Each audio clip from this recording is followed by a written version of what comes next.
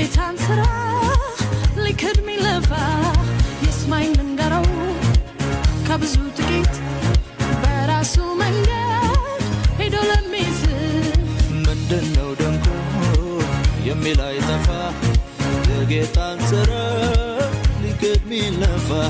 ይስማኝ ልንገረው ከብዙ ጥቂት በራሱ መንገድ ሄዶ ለሚስት እውርነቴ ከዓይኔ ተነስቶ በመንገዴ ላይ ማዳኑ በርቶ